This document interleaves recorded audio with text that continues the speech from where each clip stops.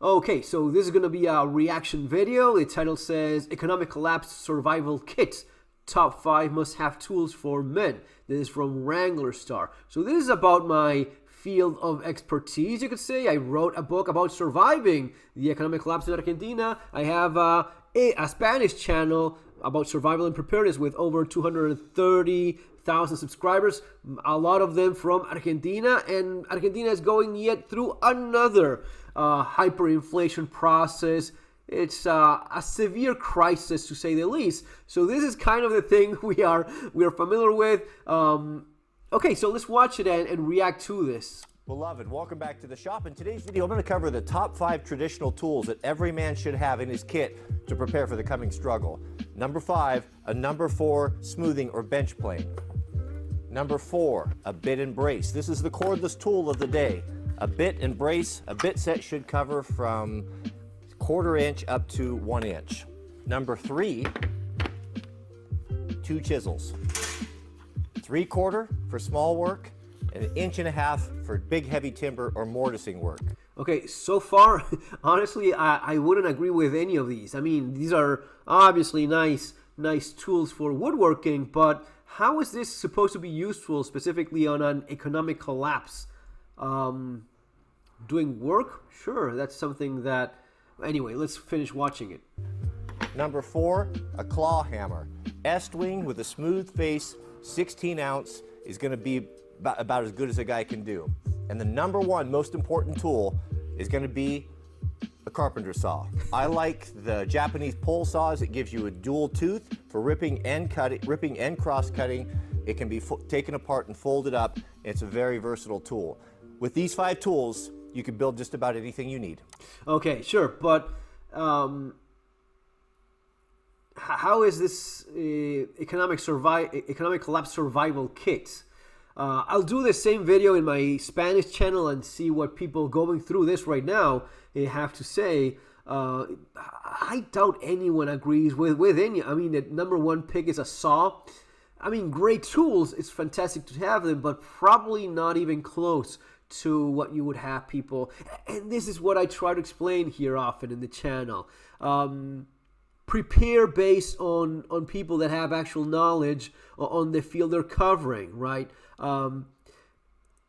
If you buy yourself a set of nice tools, which I recommend everyone, yeah, sure, do that. It's always, and you know what, since we're talking about that, buy quality tools. That's something I always try to do. Every once in a while I screw up and buy some Chinese piece of crap, and sometimes it holds on surprisingly well. But in general, better tools, the ones that will last you a lifetime, those are a better investment long term. But you know, it's complicated. I'm not saying it's easy, because it's not. And again, going through this right now, having gone through it back in the day myself, and now from a better position, a more comfortable maybe place in life, yet seeing it happen yet again, it is very hard to say specifically that tool or that other one. You know, maybe one of the things I've been always very adamant about is, if I could have only one thing, I would have just a tool for self-defense, something just to defend myself. And if I add,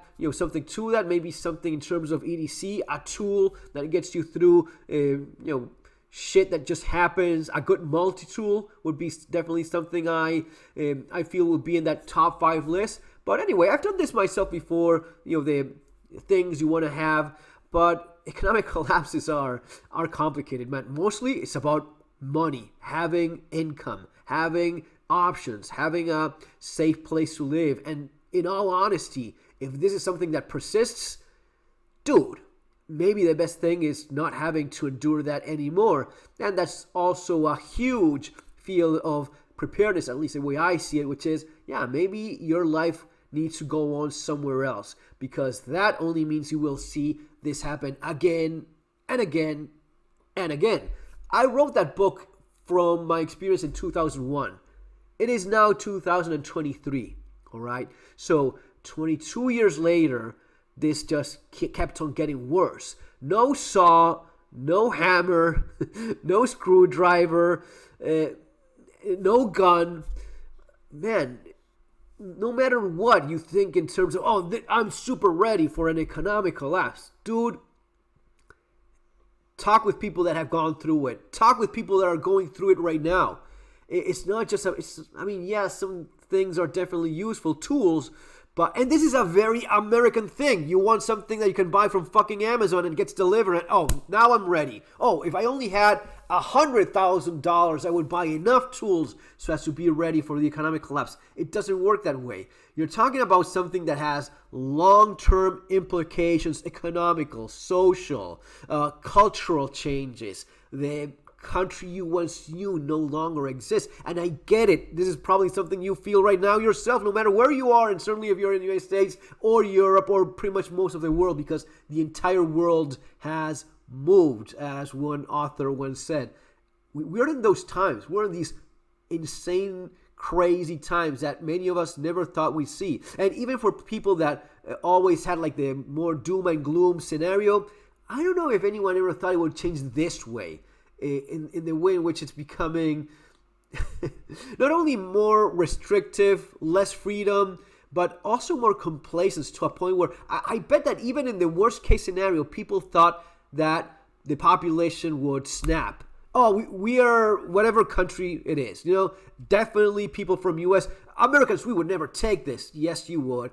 Argentines, we have a lot of pride. No, yes, you do too. And the same goes for everyone.